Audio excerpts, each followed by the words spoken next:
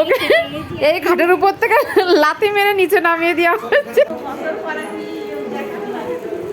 আমাদের বর কই বর ভালো আছে দাদা ভাই?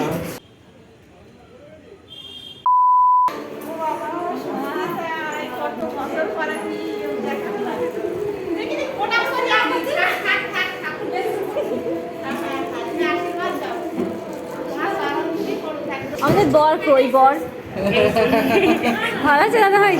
বিয়ে বাড়ি মানে হাজার এক রকমের কাজ, তার মধ্যে এটাও একটা কাজ যে তত্ত্ব সাজাতে হবে। আর তত্ত্ব সাজানোটা সত্যি কিন্তু অনেক বড় একটা কাজ, কারণ কোন ট্রেতে কোন জিনিসটাকে কিভাবে সাজালে সুন্দর লাগবে সেটা একটা আর্টের মধ্যেই পড়ে।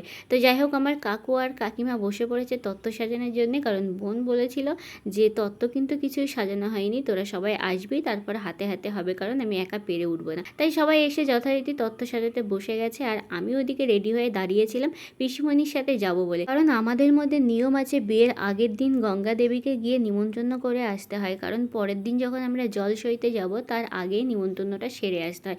তাই পিসিমণি যাচ্ছে গঙ্গা দেবীকে নিমন্ত্রণ জানাতে, আর আমি আর বোন সাথে গিয়েছি যে না আমরাও দেখবো যে কি করে নিমন্ত্রণ করতে হয়। পিসিমণির বাড়ি থেকে বেরিয়ে 1 মিনিট হেঁটেই এই মন্দিরটা। মন্দিরে এখন সন্ধ্যা আরতি চলছে, তাই পিসিমণি বললো যে আরতিটা শেষ করে তারপর আমরা গঙ্গা দেবীকে নিমন্ত্রণ করতে যাব। তো তার আগে এই মূর্তিটাকে তোমরা দেখো, এই প্রতিমাটা কিসের বা এই ঠাকুরটা কিসের আমি বলতে পারবো না, এটা আমি বুঝতেই পারলাম না যে মা দুর্গা নাকি অন্য কোনো ঠাকুর। আর এদিকে রয়েছে রাধা গোবিন্দের মূর্তি, এখানে আরতি চলছিল, আর আমি আর বোন এসেছিলাম সাথে। অনেক দিন পর নিজেদের কারোর বিয়েতে এসেছি, স্পেশালি দাদার বিয়ে। দাদার বিয়েতে বোনেদের একটু আনন্দ আলাদাই হয়।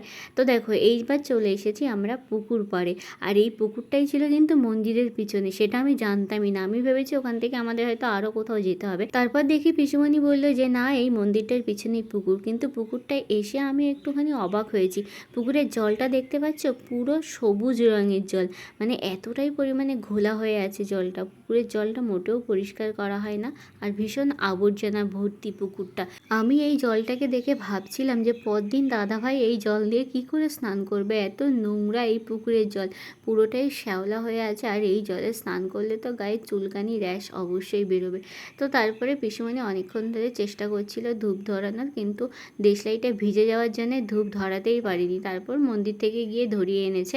আর ততক্ষণে আমি তোমাদেরকে দেখো পুকুরটা দেখাচ্ছি। পুকুরের অবস্থাটা ঠিক এরকম, মানে যত নোংরা পেরেছে সব পুকুরে ফেলেছে। চারি সাইড দিয়ে কিন্তু বাড়ি, খুব সুন্দর সুন্দর বাড়ি, তারপরেও এরা পুকুরটা কেন পরিষ্কার করে না জানি না। এত সুন্দর পুকুর যদি আমাদের বাড়ির পাশে থাকতো অবশ্যই আমরা পরিষ্কার করে রাখতাম।